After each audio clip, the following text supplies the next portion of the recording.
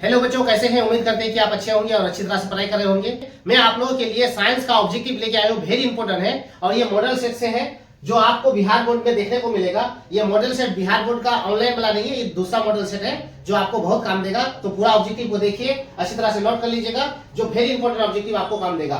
देख सकते हैं, पहला क्वेश्चन है, जल के एक अणु में हाइड्रोजन एवं ऑक्सीजन के परमाणुओं की संख्या कितनी होती है? तो जल का सूत्र होता है H2O, इसकी परमाणु संख्या देख सकते हैं कि 2 होगा और इसका कितना 1 होगा, इसलिए इसका अनुपात कितना हो जाएगा? 2:1 हो जाएगा। नेक्स्ट क्वेश्चन है, समीकरण कैल्शियम कार्बोनेट और उष्मा को जब तोड़ा गया है तो कैल्शियम ऑक्साइड और कार्बन डाइऑक्साइड किस प्रकार का समीकरण बन गया है? तो देख सकते हैं कैल्शियम कार्बोनेट को तोड़ के अलग किया गया है, तो ऐसी अभिक्रिया को वियोजन अभिक्रिया कहा जाता है। जब तोड़ के अलग हो जाता है तो वो वियोजन अभिक्रिया बन जाता है। नेक्स्ट क्वेश्चन पढ़ेंगे, निम्नलिखित में कौन सा पदार्थ का जलीय विलयन नीले लिटमस पत्र को लाल कर देता है? तो याद रखिएगा, अम्ल ही एक ऐसा पदार्थ है जो नीले लिटमस पत्र को लाल कर देता है। नेक्स्ट क्वेश्चन है, अमोनिया क्लोराइड का जलीय विलयन होता है, तो अमोनिया क्लोराइड का जलीय विलयन भी क्या होता है? अम्लीय होता है। नेक्स्ट क्वेश्चन है 5 नंबर में, निम्नलिखित में कौन क्षारीय ऑक्साइड है? क्षारीय ऑक्साइड पूछा है, तो ऑक्साइड अब यहाँ है नहीं, ऑक्साइड देखते हैं यहाँ सोडियम ऑक्साइड, ये इसका आंसर हो जाएगा। क्वेश्चन नंबर 6 में लिखा हुआ है, निम्नलिखित में से पीएच का कौन सा मान क्षारक विलयन का मान होगा? तो याद रखिएगा, पीएच स्केल में 7 जो होता है हमेशा उदासीन होता है, उदासीन। पीएच स्केल में 7 उदासीन होता है, 7 से कम अम्ले का मान होता है, अम्ले होता है, अम्लीय, और 7 से अधिक क्षारक होता है, क्षारक। तो हम लोग देखेंगे कि हम लोग को क्षारक निकालने बोला, तो यहाँ 2 है अम्ले का मान, 7 हो जाएगा उदासीन, 6 7 से कम है तो अम्ल है, इसका मतलब क्षारक 13 है, 13 7 से अधिक होगा तो क्षारक कहलाएगा, 13 इसका आंसर हो जाएगा क्योंकि क्षारक निकालने बोला। नेक्स्ट क्वेश्चन है, बेकिंग पाउडर का अनुसूत्र क्या है? तो देख सकते हैं कि बेकिंग पाउडर का अनुसूत्र होता है सोडियम बाइकार्बोनेट। बेकिंग पाउडर को सोडियम बाइकार्बोनेट भी कहा जाता है, तो सोडियम बाइकार्बोनेट का सूत्र NaHCO3 हो जाएगा। नेक्स्ट क्वेश्चन पढ़ेंगे, मिश्र धातु जिसमें 90% कॉपर और 10% SN होगा तो वो क्या बनता है? तो याद रखिएगा, क्या बनता है? कांसा बनता है, इसका आंसर हो जाएगा कांसा। नेक्स्ट क्वेश्चन फिर पढ़ेंगे, क्वेश्चन नंबर 9 में है, ऑक्सीजन की संयोजकता होगा, तो ऑक्सीजन की संयोजकता कितना होता है? सबसे पहले ऑक्सीजन की संयोजकता आप देख सकती है कि ऑक्सीजन की परमाणु संख्या 8 होता है, तो उसका संयोजकता कितना हो जाएगा? 2 हो जाएगा, तो इसका आंसर राइट सी हो जाएगा। नेक्स्ट क्वेश्चन फिर पढ़ेंगे, क्वेश्चन नंबर 10 में है, लोहा एवं इस्पात को जंग से सुरक्षित रखने के लिए उन पर किस धातु की पतली परत चढ़ाई जाती है? तो लोहा को जंग लगने से बचाने के लिए जिंक की परत चढ़ाई जाती है, इसका डी आंसर हो जाएगा। नेक्स्ट क्वेश्चन फिर पढ़ेंगे, विद्युत अपघटनीय परिष्करण में अशुद्ध धातु को बनाया जाता है, तो देखेंगे हम लोग अशुद्ध धातु को एनोड पर बनाया जाता है। नेक्स्ट क्वेश्चन फिर पढ़ेंगे, क्वेश्चन नंबर अब नेक्स्ट पढ़ेंगे, क्वेश्चन नंबर 12 में लिखा हुआ है, विद्युत अपघटन में इलेक्ट्रॉन मुक्त होता है, तो विद्युत इलेक्ट्रॉन में कौन मुक्त होता है? तो एनोड पर मुक्त होता है।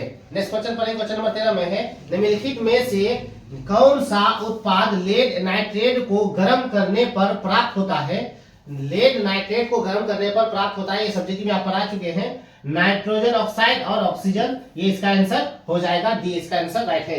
नेक्स्ट क्वेश्चन है, निम्नलिखित में से किसे चाकू से काटा जाता है? ये भी सब्जेक्टिव में पढ़ा चुके हैं, सब्जेक्टिव में चाकू से लिथियम को काटा जाता है, परमाणु से इसको Li से संकेत किया जाता है, और सोडियम को काटा जाता है Na से संकेत किया जाता है। याद रखिएगा, सोडियम या लिथियम को चाकू से काटा जाता है। नेक्स्ट क्वेश्चन फिर पढ़ेंगे, क्वेश्चन नंबर 15 में है, लोहे की परमाणु संख्या कितनी है? तो बच्चे लोग आप तत्वों की परमाणु संख्या संयोजकता अच्छी तरह से याद कर लीजिए, क्योंकि आपको बार बार क्वेश्चन में आता है सब। तो लोहे की परमाणु संख्या कितनी होती है? तो 26 होती है। नेक्स्ट क्वेश्चन फिर पढ़ेंगे, क्वेश्चन नंबर 16 में देख सकते हैं, सी सेट फुलेरीन की आकृति निम्न में से किसके जैसी होती है? तो याद रखिएगा, फुटबॉल की जैसी होती है। नेक्स्ट क्वेश्चन है, क्वेश्चन नंबर 17 में, एथेनॉल को सांद्र H2SO4 के साथ गर्म करने पर निम्नलिखित में से कौन सी गैस बनती है? तो C2H4, इसका आंसर डी हो जाएगा। नेक्स्ट क्वेश्चन पढ़ेंगे, OH अभिक्रियाशील मूलक वाले यौगिक का नाम क्या है? तो एल्कोहल का ये समूह होता है OH। नेक्स्ट क्वेश्चन पढ़ेंगे, प्रोपेनॉल में उपस्थित प्रकार्यात्मक समूह है, तो आंसर उसका हो जाएगा प्रकारात्मक समूह। अगर बोले तो याद रखिएगा, सी में दोनों तरफ बोन होता है और नीचे डबल बोन होता है O के साथ, इसका आंसर सी हो जाएगा। नेक्स्ट क्वेश्चन पढ़ेंगे। क्वेश्चन नंबर 20 में है इलेक्ट्रॉन के स्थानांतरण से बने यौगिक कहलाते हैं, तो क्या कहलाते हैं? वैद्युत सहसंयोजक संयोजी कहलाते हैं, वैद्युत संयोजी कहलाते हैं। नेक्स्ट क्वेश्चन है कार्बोनिल ग्रुप प्रतिकारक कौन है? तो उसका ग्रुप प्रतिकारक ग्रुप है डैश COOH, इसका आंसर सी हो जाएगा। नेक्स्ट क्वेश्चन है एथेन का आणविक सूत्र C2H6 है, तो इसमें से कौन होगा? तो 7 सह संयोजक बंध हो जाएगा। नेक्स्ट क्वेश्चन है 23 में मेंडेलीव आवर्त नियम तत्वों के वर्गीकरण का आधार क्या है? तो परमाणु द्रव्यमान के हिसाब से वो अपने तत्वों को सजाया था। नेक्स्ट क्वेश्चन है क्वेश्चन नंबर 24 में किसी कोष में इलेक्ट्रॉन की अधिकतम संख्या क्या होती है? तो इलेक्ट्रॉन में ये इलेक्ट्रॉन होता है, बीच में नाभिक होता है, तो इलेक्ट्रॉन कक्षा उसका 2n पर स्क्वायर होता है, तो इसका आंसर बी हो जाएगा। नेक्स्ट क्वेश्चन है आवर्त सारणी के प्रथम वर्ग क्या कहा जाता है? तो आंसर इसका क्या हो जाएगा? बी, क्षारीय धातु है। नेक्स्ट क्वेश्चन पढ़ेंगे। क्वेश्चन नंबर 26 में लिखा हुआ देख सकते हैं क्लोरीन की संयोजकता पूछा है। क्लोरीन की संयोजकता कितना होता है? तो क्लोरीन की संयोजकता 1 होता है। नेक्स्ट क्वेश्चन पढ़ेंगे। क्वेश्चन नंबर 27 में है निम्नलिखित में से किससे रंध्र के छिद्र घिरे रहते हैं? तो रंध्र के छिद्र किससे घिरे रहते हैं? गार्ड कोशिका से। क्या याद रखना है आपको? गार्ड कोशिका से। नेक्स्ट क्वेश्चन है 28 में प्रकाश संश्लेषण की दर निम्न में से किन कारकों पर निर्भर करता है? तो याद रखिएगा प्रकाश के गुणों पर भी, प्रकाश की मात्रा पर भी, तो ए और बी दोनों हो जाएगा, इसका आंसर सी हो जाएगा। नेक्स्ट क्वेश्चन है एटीपी का फुल फॉर्म पूछा है, तो एटीपी का फुल फॉर्म होता है एडिनोसिन ट्राइफॉस्फेट होता है, सी इसका आंसर हो जाएगा। नेक्स्ट क्वेश्चन है क्वेश्चन नंबर 30 में है लसिका का रंग क्या होता है? तो आप हम लोग जानते हैं कि अगर जमना कट जाता है तो खून निकलता है, खून निकलने के बाद जो निकलता है हल्का सा चिपचिपा होता है, लसिका होता है, वो हल्का सा पीला रंग का होता है। नेक्स्ट क्वेश्चन भी पढ़ेंगे। क्वेश्चन नंबर देख सकते हैं क्वेश्चन नंबर 31 में है स्वपोषी पोषण कहलाते हैं, जो अपना भोजन खुद बनाते हैं उसे स्वपोषी पोषण कहा जाता है। तो देख सकते हैं हम लोग का पौधे भी होते हैं, कवक तो नहीं होगा, कुछ प्रोटिस्टा और प्रोकैरियोटिस्ट भी होते हैं, तो ए और सी हो जाएगा। आप देख सकते हैं ए और सी इसका राइट आंसर हो जाएगा, इसलिए वेरी इंपॉर्टेंट था, उतार लीजिए। नेक्स्ट क्वेश्चन फिर पढ़ेंगे। वेरी इंपॉर्टेंट क्वेश्चन है प्रकाश संश्लेषण होता है, तो प्रकाश संश्लेषण किसमें होता है, कहाँ होता है, कब होता है? तो याद रखिएगा दिन में होता है, इसका आंसर ये हो जाएगा। नेक्स्ट क्वेश्चन है ग्लाइकोलाइसिस होता है, ग्लाइकोलाइसिस किसमें होता है? तो इसका आंसर कोशिका दर्भ हो जाएगा, कोशिका दर्भ हो जाएगा। नेक्स्ट क्वेश्चन है पौधों में उत्सर्जी पदार्थ है, तो ये पौधों में उत्सर्जी पदार्थ आप पढ़ चुके हैं सब्जेक्टिव में कि गोंद भी होता है, टेनिन भी होता है और रेजिन भी होता है, तो इसका आंसर क्या हो जाएगा? सभी, इनमें सभी हो जाएगा। नेक्स्ट क्वेश्चन है 35 में निम्न में स्वपोषी कौन है? तो स्वपोषी का मतलब जो अपना भोजन खुद बनाए उसे स्वपोषी कहा जाता है। सभी हरे पेड़ पौधे क्या होते हैं? स्वपोषी होते हैं, इसका आंसर ये हो जाएगा। पौधों में श्वसन होता है, तो पौधों में कोई भी पौधा हो श्वसन जो होता है उसका जड़ से भी होता है, पौधों में जो श्वसन होता है जड़ से भी होता है, पत्तियों से भी होता है और तना से भी होता है, तो इसका आंसर क्या हो जाएगा? डी इसका राइट आंसर हो जाएगा। नेक्स्ट क्वेश्चन है क्वेश्चन नंबर 37 में किस जीव में हीमोग्लोबिन नहीं होता है? तो हीमोग्लोबिन पक्षी में भी होता है, मनुष्य में भी होता है, क्योंकि हीमोग्लोबिन जिसमें होगा तो खून लाल होगा, तो मनुष्य में भी होगा, पक्षियों में भी होगा और मक्खियों में नहीं होता, इसका आंसर मक्खी हो जाएगा। क्वेश्चन नंबर 38 में पढ़ेंगे हम लोग तिल चट्टे में कितने जोड़े श्वसन रंध्र पाए जाते हैं? तो तिल चट्टे में श्वसन रंध्र हमेशा याद रखिएगा 10 जोड़े पाए जाते हैं। क्वेश्चन नंबर 39 में है पित्त रस कहाँ से स्रावित होता है? तो पित्त रस हमेशा यकृत, हम लोग के अंदर जो यकृत होता है वह यकृत से स्रावित होता है।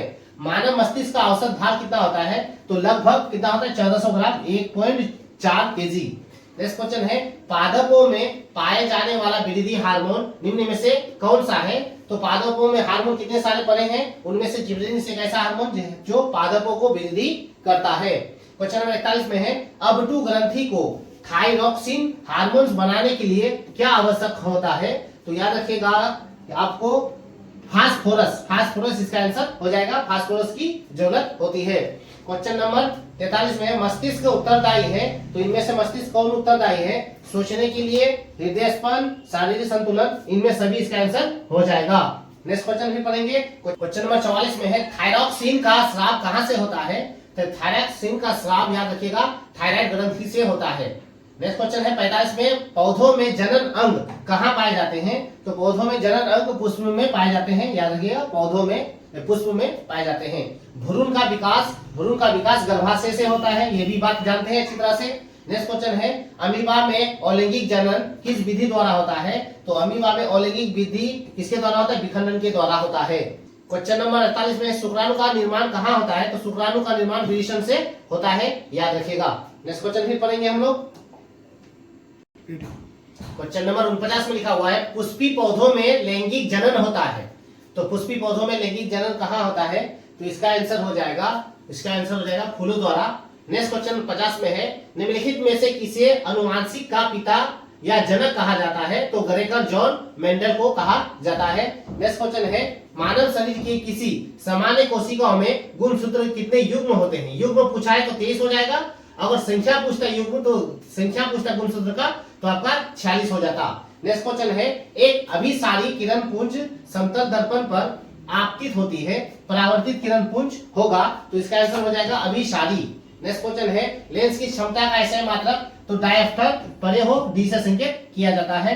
नेक्स्ट क्वेश्चन है, अवतल लेंस आवर्धन m बराबर होता है, तो याद रखिएगा m बराबर v बटे u होता है, तो इसका आंसर C हो जाएगा। नेक्स्ट क्वेश्चन है, प्रकाश की चाल विभिन्न माध्यमों में भिन्न भिन्न होती है, ये भी याद रखिएगा। नेक्स्ट क्वेश्चन है 56, किसी गोलीय दर्पण तथा किसी पतले गोलीय लेंस दोनों की फोकस दूरी माइनस अगर 15 हो, तो दर्पण तथा लेंस हमेशा क्या होगा? तो क्या हो जाएगा? दोनों अवतल हो जाएगा। अवतल लेंस हमेशा क्योंकि माइनस होता है। नेक्स्ट क्वेश्चन फिर पढ़ेंगे। क्वेश्चन नंबर 57 में है, प्रकाश की चाल न्यूनतम होती है, तो सबसे कम प्रकाश की चाल याद रखिएगा कांच में होती है, और सबसे अधिक अगर पूछे अधिकतम तो वायु में होती है, याद रखिएगा। नेक्स्ट क्वेश्चन है 58 में, शब्दकोश के छोटे अक्षरों को पढ़ने के लिए आप किस लेंस का उपयोग करना पसंद करेंगे? तो 5 सेंटीमीटर फोकस दूरी और उत्तल लेंस होना चाहिए। नेक्स्ट क्वेश्चन है क्वेश्चन नंबर 59 में लिखा है, सौर कुकर के लिए कौन सा दर्पण सर्वाधिक उपयुक्त होगा? तो सर्वाधिक उपयुक्त सबसे अधिक होगा अवतल दर्पण सर्वाधिक उपयुक्त होगा। नेक्स्ट क्वेश्चन है, एक उत्तल लेंस की फोकस दूरी 20 सेमी है, तो इसकी क्षमता क्या होगी? तो याद रखिएगा, जब भी इस तरह से पूछे, सेंटीमीटर को पहले मीटर में कन्वर्ट करेंगे, तो 0 पॉइंट क्या हो जाएगा? 2 मीटर हो जाएगा। सेंटीमीटर को मीटर में बदल देंगे, उसके बाद क्षमता का सूत्र होता है 1/f हो जाएगा। P के जगह P बराबर 1/, क्या लिखेंगे? f का मान 0.2, तो पॉइंट यहाँ अगर उड़ा दे हम लोग, तो क्या हो जाएगा? 10। 2 का पारा में काटे तो 2 5 6 10, यानी 5 क्या हो जाएगा? डायप्टर हो जाएगा। और वो किस में है? उत्तल लेंस में। तो उत्तल लेंस में हमेशा याद रखिएगा, उत्तल लेंस में क्या हो जाता है? माइनस हो जाता है, तो 5 डायप्टर हो जाएगा। इसका आंसर 5 हो जाएगा, सी आंसर हो जाएगा। क्वेश्चन नंबर 61 में लिखा हुआ है, सरल सूक्ष्मदर्शी में किसका उपयोग होता है? तो सरल सूक्ष्मदर्शी में उत्तल लेंस का उपयोग होता है। नेक्स्ट क्वेश्चन भी पढ़ेंगे। नंबर 62 में देख सकते हैं, दूरदृष्टि दोष वाले नेत्र साफ साफ देख सकता है, तो दूरदृष्टि दोष वाले साफ साफ देख सकता है दूर की वस्तुओं को। और प्रकाश के किस घटना के कारण सूर्य हमें वास्तविक सूर्य से लगभग 2 मिनट पूर्व दिखाई देते हैं? तो वायुमंडलीय अपवर्तन के कारण ऐसा घटना होता है। क्वेश्चन नंबर 64 में है, मानव नेत्र के किस भाग पर किसी वस्तु का प्रतिबिंब बनता है? तो किसी वस्तु का प्रतिबिंब याद रखिएगा कहाँ होता है? रेटिना पर या दृष्टि पटल। रेटिना, इसका नाम दूसरा होता है रेटिना या दृष्टि पटल होता है, याद रखिएगा। नेक्स्ट क्वेश्चन फिर पढ़ेंगे। क्वेश्चन नंबर 65 में है, निकट दृष्टि दोष का निवारण किस लेंस से किया जाता है? तो याद रखिएगा, निकट दृष्टि दोष को निवारण अवतल लेंस द्वारा किया जाता है, और दूर दृष्टि अगर पूछे आपको तो उत्तल द्वारा किया जाता है, उत्तल लेंस द्वारा किया जाता है।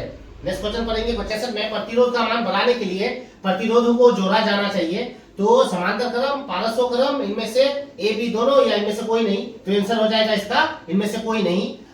एक इलेक्ट्रॉन पर आवेश होता है, तो याद रखिएगा ये ऑब्जेक्टिव पॉइंट है, एक इलेक्ट्रॉन पर आवेश 1.6 × 10⁻⁻19 कूलम होता है, इसका आंसर सी हो जाएगा। क्वेश्चन नंबर में है, एमीटर का प्रतिरोध होता है, तो एमीटर का प्रतिरोध क्या हो जाता है? इनमें से कोई नहीं होता है। नेक्स्ट क्वेश्चन पढ़ेंगे। क्वेश्चन नंबर 70 में है, निम्नलिखित में कौन सा पद विद्युत शक्ति को निरूपित नहीं करता है? विद्युत शक्ति को निरूपित इनमें से ये भी करता है, ये नहीं करता है, इसका आंसर बी हो जाएगा। क्वेश्चन नंबर 71 में लिखा हुआ है, बैटरी से किस प्रकार की धारा प्राप्त होती है? तो दृष्ट धारा बैटरी से प्राप्त होती है। क्वेश्चन नंबर 72 में है, विद्युत चुंबकीय बनाने के लिए अक्सर यानी प्राय किस पदार्थ के क्षण का उपयोग होता है, तो याद रखिएगा नरम लोहा के छड़ का प्रयोग होता है। नेक्स्ट क्वेश्चन है 73 में, विद्युत जनित्र का सिद्धांत आधारित है। विद्युत जनित्र का सिद्धांत याद रखिएगा प्रेरण पर आधारित है, विद्युत चुंबकीय प्रेरण पर आधारित है। क्वेश्चन नंबर 74 में, निम्नलिखित में से किस धातु से सोलर बनाया जाता है? सोलर सेल, तो याद रखिएगा सिलिकॉन से सोलर सेल बनाया जाता है। क्वेश्चन नंबर 75 में है, निम्नलिखित में से कौन अनवीकरणीय ऊर्जा का स्रोत नहीं है? तो नवीकरणीय ऊर्जा का स्रोत ये सभी होता है, और उसमें से कौन नहीं है? तो बायोगैस नहीं है। क्वेश्चन नंबर 76 में है, पवन विद्युत जनित्र में पवन की चाल कम से कम कितनी होनी चाहिए? तो इसका आंसर 15 किलोमीटर प्रति घंटा होनी चाहिए। नेक्स्ट क्वेश्चन है 77 में, सभी जीव जंतुओं के लिए ऊर्जा का अंतिम स्रोत है। तो ऊर्जा का अंतिम स्रोत सूर्य है, सूर्य ही इसका आंसर हो जाएगा। नेक्स्ट क्वेश्चन है, कौन सा अजैव निम्नीकरणीय कचरा है? तो कचरा कौन है? थर्मोकोल सबसे बड़ा कचरा है। नेक्स्ट क्वेश्चन पढ़ेंगे, निम्नलिखित में से कौन से समूह में केवल जैव निम्नीकरणीय पदार्थ है? तो निम्नीकरणीय जैव पदार्थ इसमें से हो जाएगा केक, लकड़ी एवं घास। केक, लकड़ी एवं घास हो जाएगा। नेक्स्ट क्वेश्चन है, निम्नलिखित में कौन गंगा प्रदूषण के लिए उत्तरदायी नहीं है? तो गंगा में मछली पालन करना उत्तरदायी नहीं है। तो ये न्यू मॉडल सेट हम अपने से बनाए, वेरी इंपॉर्टेंट ऑब्जेक्टिव था जो हर बार आया हुआ है, प्रीवियस क्वेश्चन से है। इसको अच्छी तरह से नोट कर लीजिए और इसको याद कर लीजिएगा, अपने फ्रेंड को भी शेयर कर दीजिए, और ताकि जितने वीडियो बने आप तक पहुंच जाए। Thank you.